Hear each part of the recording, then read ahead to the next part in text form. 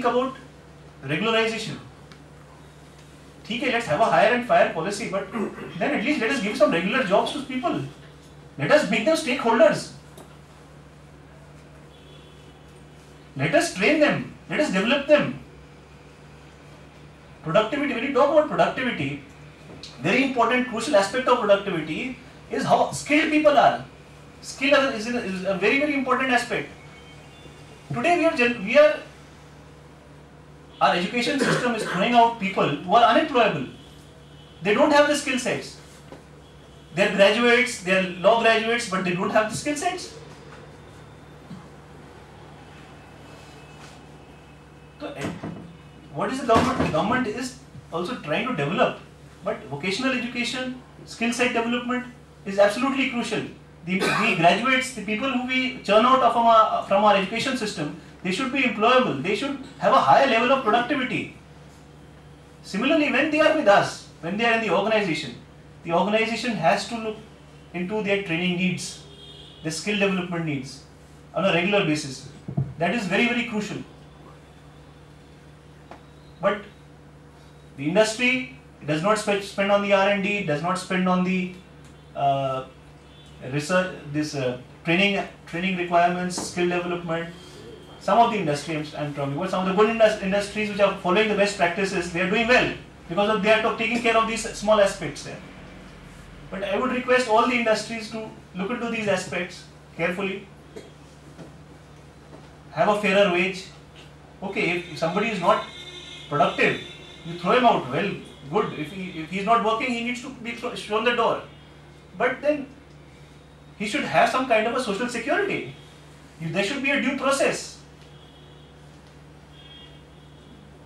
Because if a person is insecure about his future, he is not going to really contribute to your company. You should ensure that the social security needs are well met.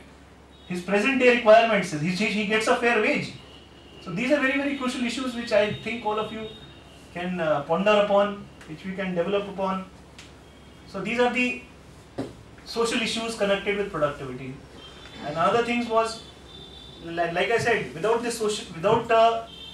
taking into account these social aspects, growth cannot be sustained. Productivity cannot be sustained. Similarly, the new concept of green productivity. Green productivity, this is a word which has been coined after the Rio summit.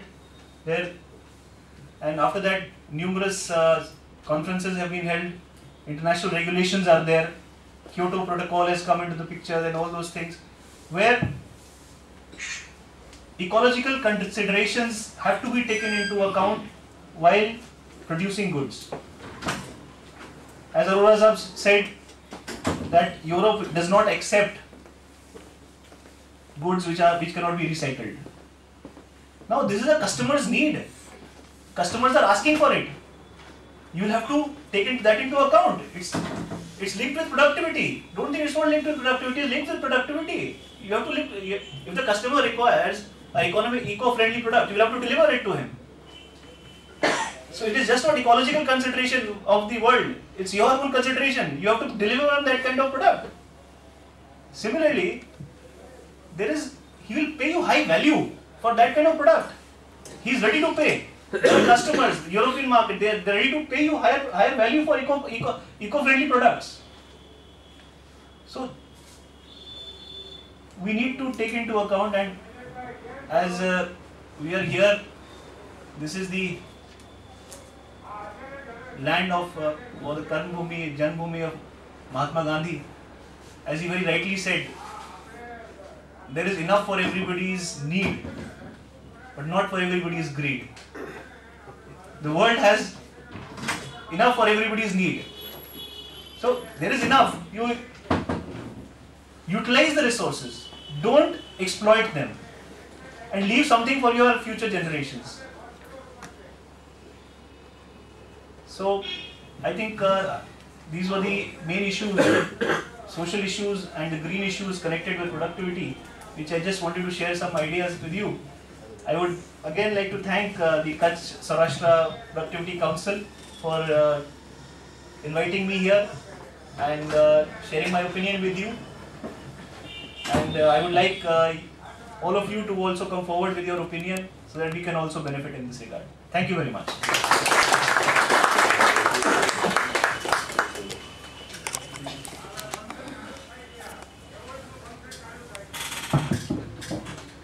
Thank you સિદ્ધાર્થજી.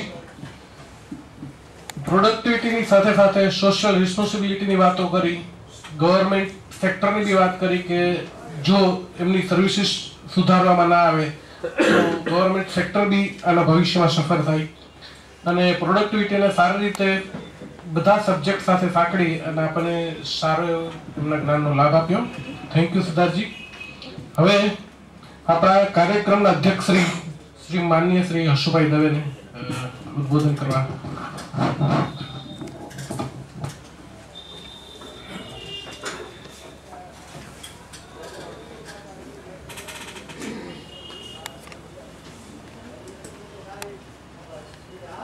આજના ઉત્પાદકતા week માટે થઈને અમારા ઇન્વિટેશનને માનીને ઉપસ્થિત doctor વિકાસ અરોરાજી,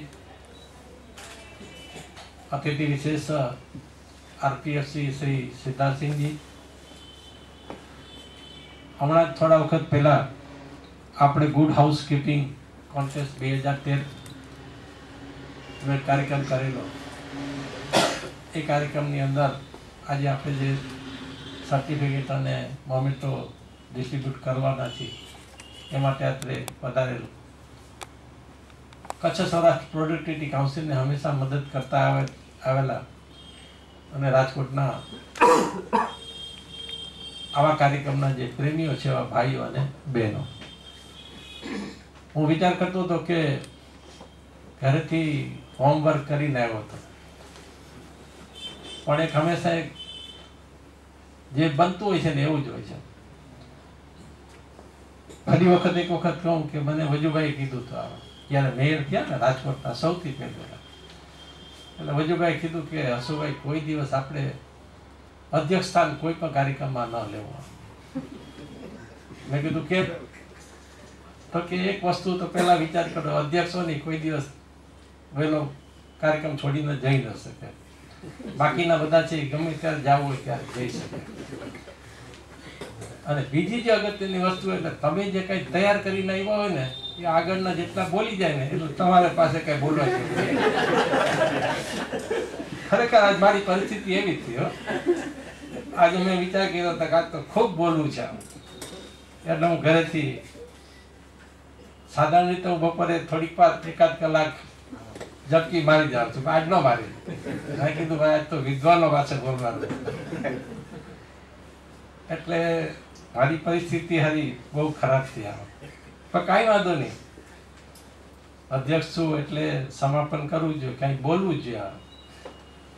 પણ હું માનું ત્યાં સુધી અરોરા સાહેબે અને સિદ્ધાર્થસિંહ સાહેબે જે બોલ્યા એની અંદર આપણો જે ભાવ છે એ ભાવ લગભગ આવી જાય છે.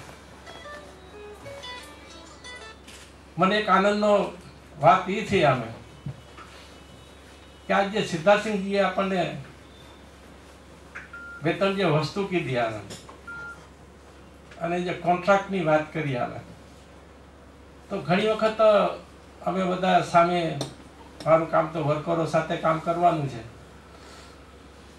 એટલે સામે બેઠા હોય એટલે તરત જ આપણને સવાલ પૂછે કે ભાઈ કોન્ટ્રાક્ટ પ્રથા વધતી જાય છે, એક્સપ્લોઇટેશન થાય છે, તો આના વિશે થઈને તમારો વિચાર શું છે?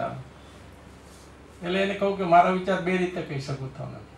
એક વિચાર તો એ છે કે મજદૂર સંઘના લીડર તરીકે તમને શું જવાબ આપવો પડે, તો હું કહું કે એક્સપ્લોઇટેશન થાય છે, વાત બિલકુલ સાચી. પણ બીજો જો વિચાર કરવાનો એને સાચી વાત તો મારે કરવી જ પડે કે ભાઈ કોન્ટ્રાક્ટ પ્રથા વધે છે તો શું કામ વધે છે આવે, તો હું એને કહું કે જે કાયમી કર્મચારીઓ છે એ કાયમી કર્મચારીઓ પોતાની જવાબદારી પૂર્વક કામ નથી કરતા, એટલા માટેથી આ એક રસ્તો ઓલ્ટરનેટિવ એમ્પ્લોયરે ગોઈતો છે. વાત સાચી છે કે ન વાત સાચી? તો વર્કરો આપણને કહે કે અમે તમને લવાજમના પૈસા આટલા માટે ભરી છીએ, અમે સાચી વાત કહેવા માટેથી. પણ હકીકત છે આજે જે આપણી પાસે જે વાત આવી ને એને આપણે સ્વીકાર કરવો જ પડશે. કે આપણે કામ નથી કરતા એટલા માટે થઈને આવે. આ સવારે હું જ્યારે દિવ્ય ભાસ્કર વાંચતો હતો તો દિવ્ય ભાસ્કરની અંદર સરસ આજના પ્રસંગને અનુરૂપ જ આવ્યા. ILO ની અંદર અને હું જ્યારે જાતો હતો ત્યારે ILO ના જે કંઈ પેપર્સ હતા ને એની અંદર કહેતા હતા કે ભારતની અંદર ગ્રોથ છે આમે, પરંતુ જોબલેસ ગ્રોથ છે આમે. અને એ જ વસ્તુ આજે દિવ્ય ભાસ્કરની અંદર આવી કે ભારતની અંદર વિકાસ તો છે જ આમે, પરંતુ વિકાસ જે છે ને એ જોબલેસ ગ્રોથ છે આમાં. ગમે તેટલી જીડીપીની વાત કરી તો જીડીપી વધારવાથી કંઈ રોજગારી વધતી નથી આવે.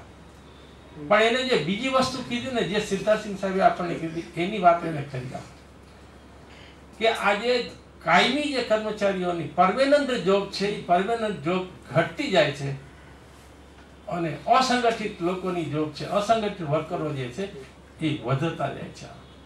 વાત બિલકુલ સાચી છે.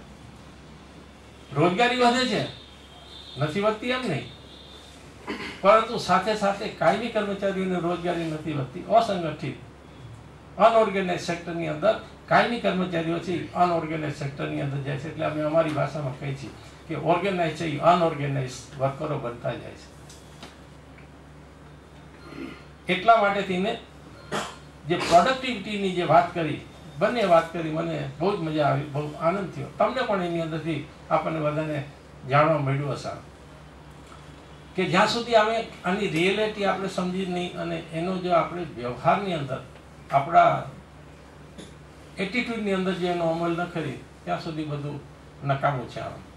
અને કચ્છ સૌરાષ્ટ્ર પ્રોડક્ટિવિટી કાઉન્સિલ અને નેશનલ પ્રોડક્ટિવિટી કાઉન્સિલ દર વર્ષે 12મી ફેબ્રુઆરીથી 18મી ફેબ્રુઆરી સુધી આ કાર્યક્રમ આપણે કરતા જ હોઈએ છીએ.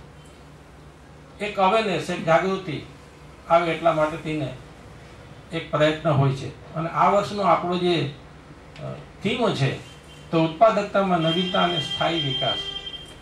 નવીનતા જો નહીં આવે તો સ્થાયી વિકાસ કોઈ દિવસ થઈ શકવાનો નથી.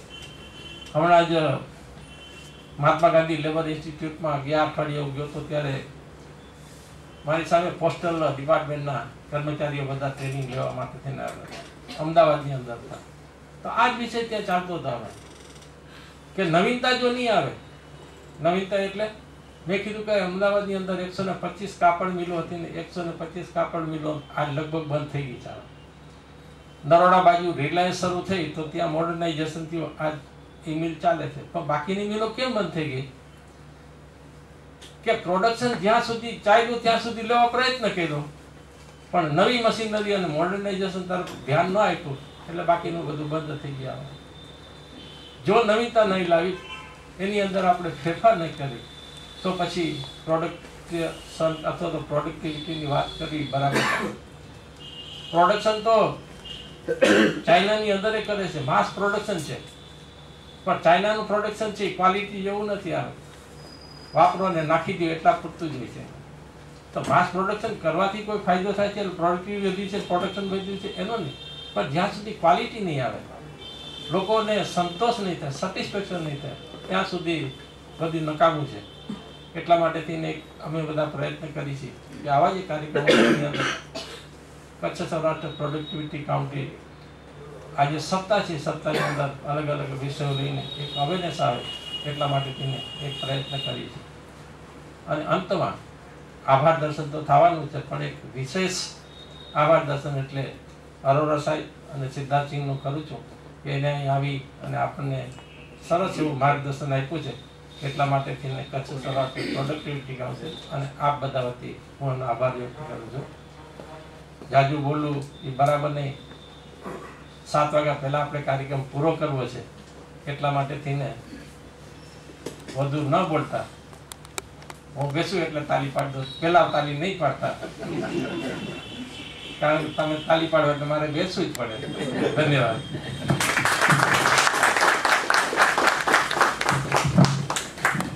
Thank you Hasubhai.